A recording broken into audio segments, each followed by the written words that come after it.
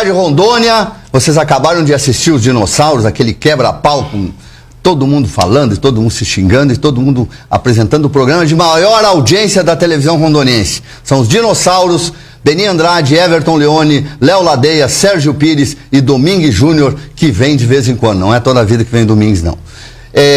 E em seguida entramos aqui com o direto ao ponto para falar de assuntos da nossa Rondônia. Nós vamos falar hoje sobre uma questão muito importante, uma questão que tenho certeza que vocês vão gostar. Nós vamos falar sobre emprego e o risco de desemprego. Nós vamos falar sobre a questão do que os grandes frigoríficos estão fazendo aqui em Rondônia e dos riscos que nós corremos. E quem nós vamos falar? Vamos falar com quem entende da coisa, quem está por dentro de tudo isso. Itamar Ferreira, presidente da CUT de Rondônia. Itamar, muito bem-vindo, é um prazer tê-lo aqui. Obrigado, Sérgio Pires.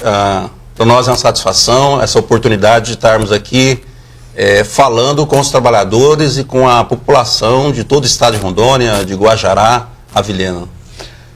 Meu amigo, nós estamos assustados porque Rondônia é uma espécie de ilha na economia nacional nesse momento. Nós estamos crescendo muito acima dos níveis nacionais e aí vem essa questão dos frigoríficos anunciando demissões em massa.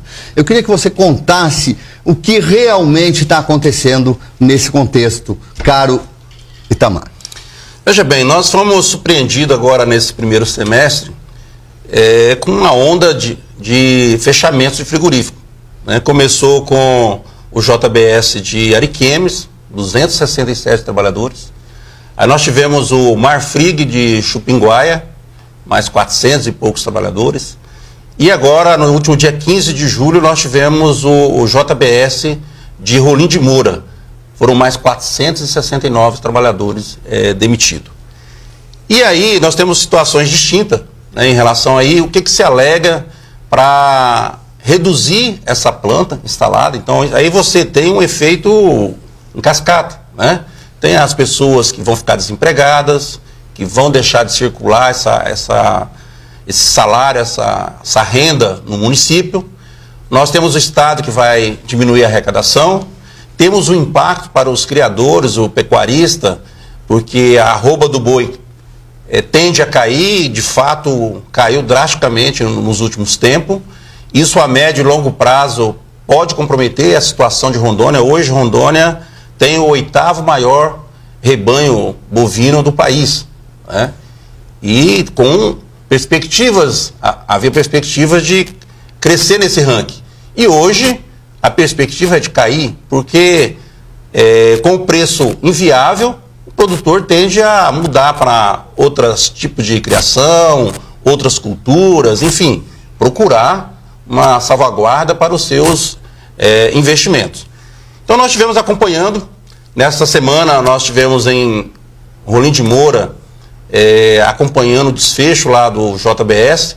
No caso lá de Rolim, e aí é interessante que a população fique atenta a isso, porque nós tivemos o fechamento do frigorífico em Ariquemes e os trabalhadores foram demitidos e não houve nenhuma negociação de indenização adicional.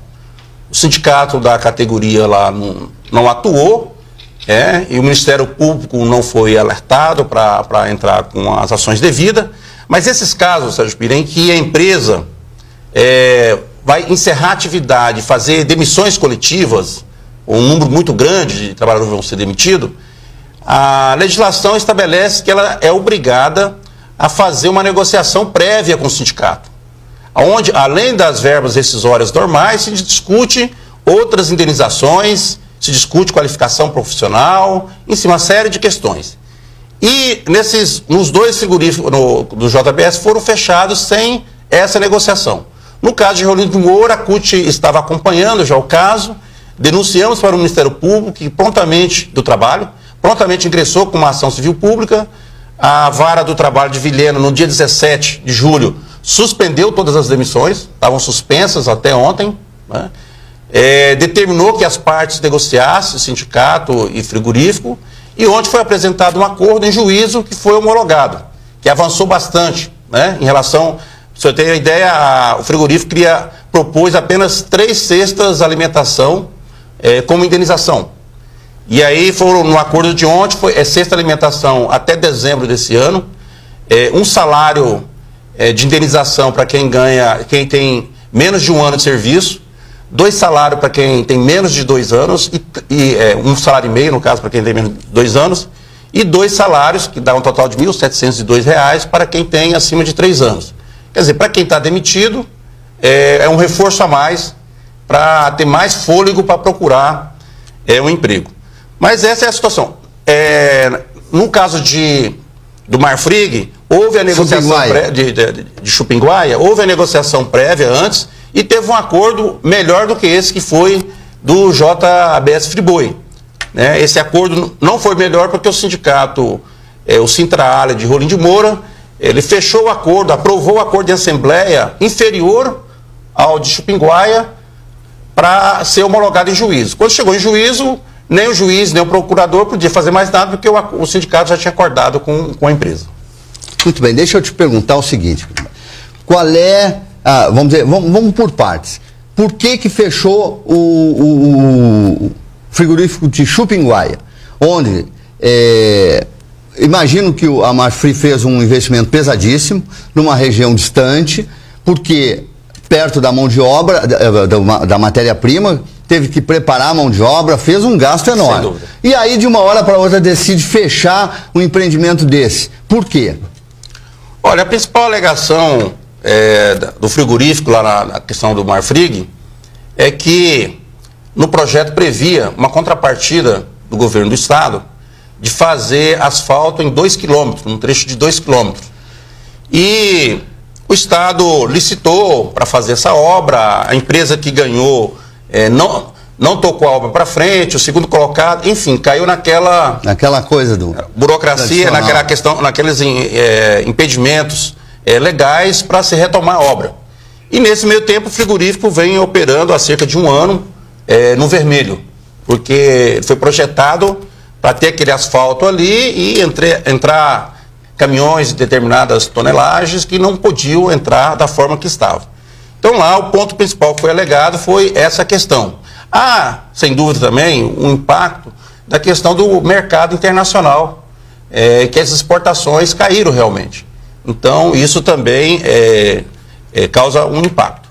Então lá no Marfrig foi essa situação. A gente tem discutido muito, inclusive entre os dinossauros aqui, na rádio, na TV, essa questão das empresas que não cumprem seus contratos. E é isso que está causando essa paralisação de dezenas e dezenas e centenas de obras pelo país afora. Os caras ganham a concorrência, fazem de tudo para ganhar, depois que ganham não tem como tocar a obra e fica por isso mesmo. Então, acabamos de perder mais quase 500 empregos diretos, uma região importante e que precisa de indústrias como de Chupinguaia, porque o governo simplesmente não consegue realizar uma obra que tinha prometido para as empresas. Aí não tem jeito mesmo. Bom, e com relação a Rolim de Moura, qual é a alegação? É negócio de cartelização mesmo? Tem a ver? Olha, Ariquemes e Rolim de Moura, o JBS Friboi, né, que é a maior empresa, né, na área de produção de proteína animal do mundo, fez uma alegação que não condiz com a realidade do nosso entendimento, que eles alegaram falta de matéria-prima, estaria havendo falta de matéria-prima. E aí fecharam Ariquemes com 267 funcionários e Rolim de Moura com 469 funcionários. Ora, ocorre que a arroba do boi, que já chegou a ultrapassar a marca dos R$140, está agora na faixa de 115, abaixo de R$115. E aí existe uma lei da oferta e da procura que não tem como faltar matéria-prima e o preço dessa matéria-prima cair ao mesmo tempo. Desbancar, é verdade. Né? Então a arroba do boi era para ter subido. Então, assim, essa informação ela não condiz assim, com a realidade de mercado. As informações mais que a gente tem mais aprofundadas é que o frigorífico ele está concentrando essa produção que tinha em Ariquemes, em Rolim de Moura, ele está transferindo essa produção para outras plantas suas próximas. Ele vai manter a produção, né, com menos base instalada. Né? E aí nós vemos nesse movimento uma ação de cartelização Porque o JBS Friboi, ele tem atuado de forma muito firme em relação aos concorrentes, né? Para os concorrentes não têm a vida fácil. Ariquemes, por exemplo, nós tínhamos lá uma cooperativa que tem um frigorífico, construiu toda uma instalação frigorífica. Você passando depois de Ariquemes, indo no sentido a Jaru, vai ver lá pintado de verde, branco e tal. O JBS comprou e manteve fechado. E aí agora fechou a sua unidade. Então eu até escrevi num artigo esses dias que essa estratégia do JBS condena regiões inteiras a não ter indústrias frigoríficas. Por quê? Se um outro empresário resolver investir em Ariquemes ou mesmo em Rolim de Moura para instalar um outro frigorífico, o JBS tem condições de rapidamente voltar a funcionar antes desse frigorífico e fazer uma concorrência pesada e inviabilizar. Então, assim, até os nossos deputados, as nossas autoridades estaduais vai ter que analisar essa questão, porque, tipo, o frigorífico fechou da forma como fechou, sem estar dando prejuízo, né, apenas para aumentar os lucros. E ainda cria essa situação de dificultar que um outro frigorífico se instale. O Estado teria que tomar alguma medida. Tipo, fechou nessas condições, então fique 10 anos sem poder reabrir, 15 anos, aí você vai permitir que outro frigorífico atue. Bom, olha só esse fechamento dessas indústrias acaba trazendo uma série de problemas, principalmente sociais. Olha só, meus amigos, quantas famílias que dependiam dessas empresas vão ficar agora à mercê de quê? De salário-desemprego por uns meses, apoiozinho aqui e depois? Pois acabou. Então nós vamos conversar um pouquinho mais sobre isso no segundo bloco, vamos falar sobre o que dá para fazer para proteger essa gente e vamos expandir um pouco essa sugestão do Itamar de que o governo intervenha, que a legislação seja modificada de forma que essas grandes empresas não possam sufocar as iniciativas locais, ok? Vamos a um breve intervalo, daqui a pouco nós voltamos com Direto ao Ponto, falando sobre emprego, desemprego, sobre a situação da industrialização do Estado e sobre tudo isso que está acontecendo na nossa terra, ok? Já voltamos.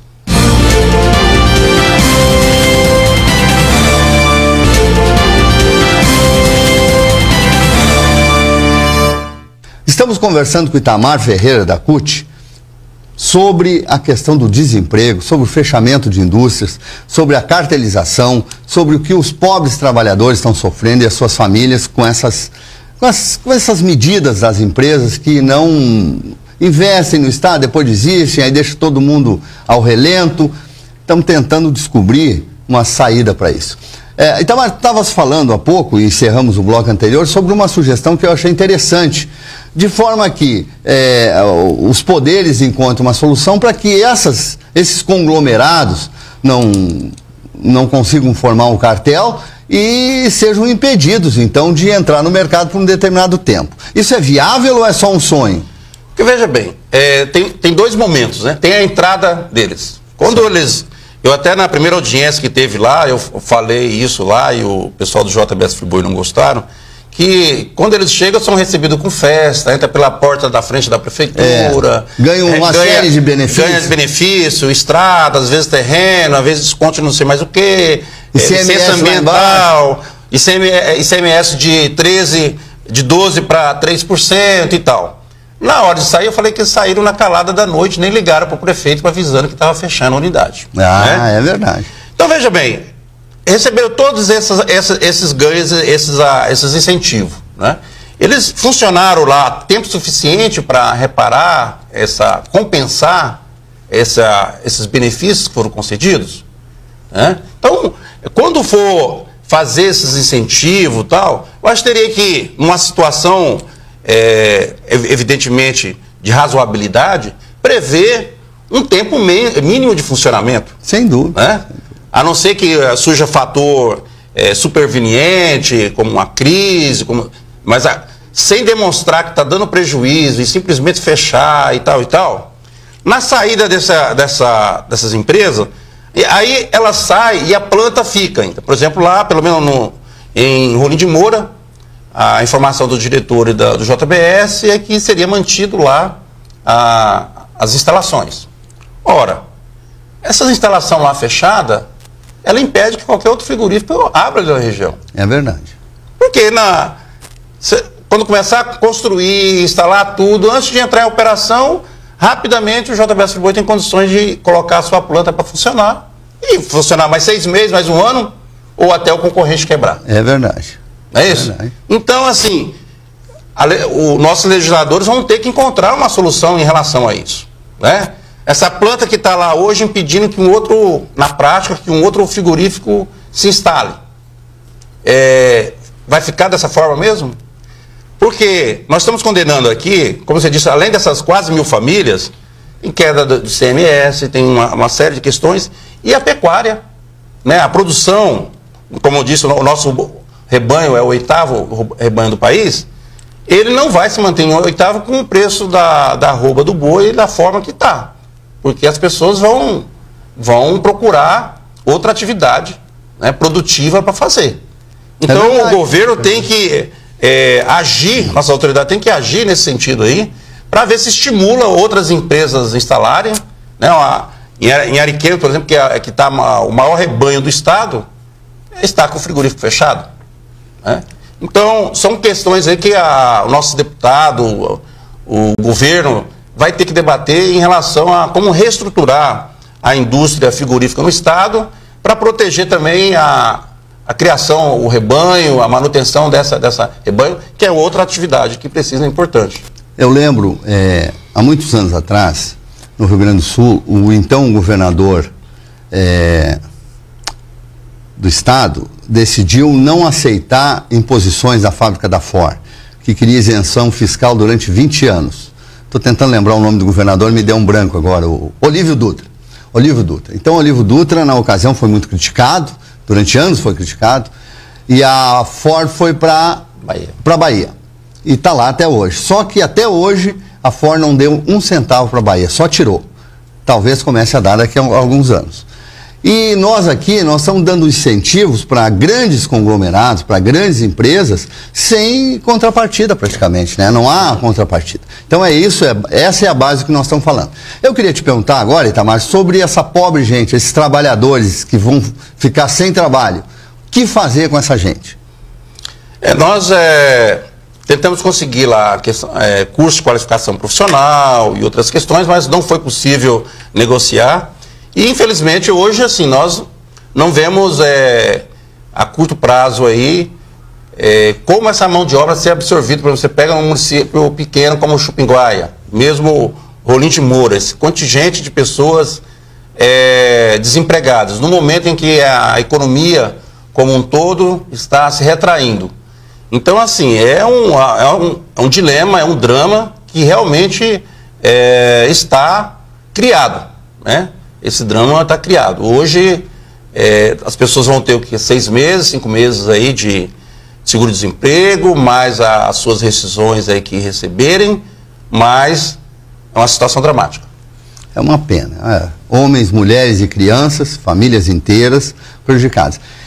Sempre num episódio negativo se tira alguma lição. Tu acha qual a lição que a gente pode tirar para que no futuro isso não aconteça mais? Mudar essa legislação? Eu acho que o principal que eu vejo aqui, 2 coisas. Precisamos reestudar esse modelo, porque na nossa... O prefeito está correto, o governador está correto, os deputados. Na ânsia da gente trazer indústrias para cá, né, a gente acaba aceitando as exigências que a Ford fez, né, para o Rio Grande do Sul, que não aceitou naquela ocasião. E aí, de repente, abrir uma indústria a qualquer custo, a qualquer preço, pode não ser viável, ainda mais quando a gente não exige contrapartida, como um tempo mínimo de funcionamento, né? Como a questão de que se fechar, vai ter que ter uma quarentena para poder reabrir, para poder permitir que outro frigorífico entre. Enfim, a gente tem que pensar isso. E desse episódio surgiu uma lição para a gente. Eu que sou sindicalista há 28 anos, e para mim foi uma novidade, essa questão da demissão coletiva. E logo em seguida teve uma loja também que foi fazer essas demissões coletivas, e a justiça já também suspendeu, já fruto dessa questão que teve lá em Rolim de Moura, que a maioria né, da gente não tínhamos conhecimento que esse tipo de demissão precisa ser negociada com antecedência pelo sindicato, antes de efetuar as demissões, né? E isso, por exemplo, em Ariquemes não foi feito, os trabalhadores ficaram no prejuízo, Rolim de Moura conseguimos fazer, em seguida teve uma loja que ia fazer essas demissões, foram suspensas, enfim, isso possibilita não só a questão de negociar direitos a uma indenização adicional para minorar a situação desses trabalhadores, mas pode permitir que essa empresa seja mantida em funcionamento com outras medidas, como em Rolim de Moura, por pouco a gente não conseguiu viabilizar o chamado layoff, que é a suspensão das atividades por até 5 meses, que está previsto no artigo 476 da CLT, que a empresa suspende a atividade, o trabalhador fica recebendo o seguro-desemprego e nesse período ela tenta viabilizar voltar. O JBS Friboi, lá de Rolim de Moura, chegou a propor o layoff, a suspensão. Mas os trabalhadores que lá já ocorreu 3 falências de frigorífico e muita gente até hoje está sem receber os direitos. Quando falou que fechou, todo mundo já queria receber os seus direitos e com receio de esperar, senão a gente teria conseguido viabilizar, por exemplo, o layoff e tentar manter a empresa aberta. Então, assim, fica essa lição, né, do sindicato estar preparado, né, a pesquisar, estudar essa questão, o governo, e quando ocorrer essas situações, buscar, de um lado, ampliar as indenizações, e de outro, procurar viabilizar que a empresa continue funcionando, porque inclusive hoje tem até um programa do governo federal para viabilizar a manutenção do emprego.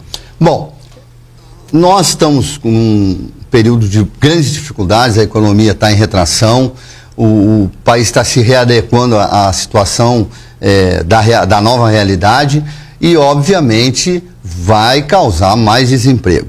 Qual é a sua visão sobre isso? O que dá para fazer para prevenir ou se não tem jeito mesmo?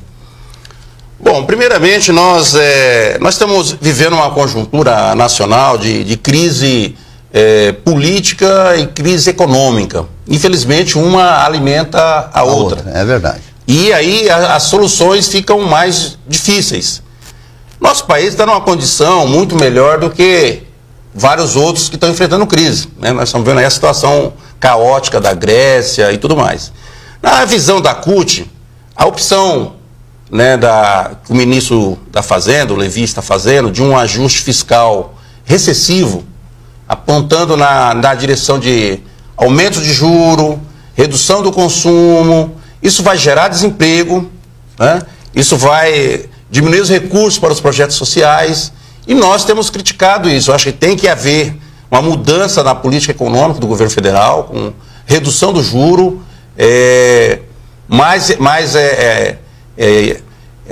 investimentos no setor que gera emprego, e nós temos que ter aí também da nossa classe política, não priorizar só as disputas pelo poder, simplesmente, mas ao fazer isso, paralelamente, procurar viabilizar que o país dê certo. Porque apostar no quanto pior, melhor, no final todos vão perder. É verdade. A perda é generalizada. Mas, olha, nós estamos chegando ao final, eu queria que você comentasse um pouquinho sobre se tem alguma porta, alguma fresta, alguma luz no fim do túnel para essa questão do emprego e do desemprego no país. Eu acredito que o caminho, nós temos pressionado, a CUT tem pressionado isso, é haver uma mudança nessa política do governo em relação à taxa de juro. Por quê? O juro, você vai diminuir o consumo, diminui a produção, diminui o emprego, né? Então, nós entendemos que o caminho é haver uma mudança em relação ao ajuste fiscal, que está muito recessivo e está impondo para a sociedade perdas muito grandes. A CUT teme que os trabalhadores percam direitos nessa crise? Toda vez que há crise, né, há perda de direitos. Por exemplo, o próprio programa de manutenção do emprego, por exemplo, né, prevê lá redução de jornada, redução de salário, e já está acontecendo isso, está colocada aí uma perda para os trabalhadores. né? Mas a questão é que a alternativa seria pior, né? Seria, em vez de perder 15% da renda, perder 100% da renda e ficar desempregado. É verdade. Tá? Mas não é a solução para nós, ideal, é mexer em direitos. Nós esperamos que a CUT, os sindicatos associados e os trabalhadores consigam passar por essa turbulência que está afetando a vida de todos nós. Rondônia ainda é uma pequena ilha e tomara que fique assim por mais tempo nessa problemática nacional. Agradecemos muito o Itamar Ferreira, foi uma honra tê-lo aqui. Transmitimos a ele, em nome dele, a todos os sindicalistas, nosso abraço, nosso respeito e queremos que o Brasil melhore para que a vida de todos nós e dos trabalhadores todos também melhore. Itamar, obrigado. Obrigado. Para você aí de casa que acompanhou mais uma edição do Direto ao Ponto, nós deixamos um abraço, cuidado no trânsito, preserve a sua vida. Veja essa campanha que o Detran do Governo do Estado está fazendo com depoimentos de pessoas que perderam perna, perderam braço, estão paraplégicas, todos os depoimentos reais de pessoas que foram vitimadas pelo trânsito. Gente jovem, gente com a vida pela frente e perderam quase tudo, ok? Um abraço e até a próxima semana com Direto ao Ponto.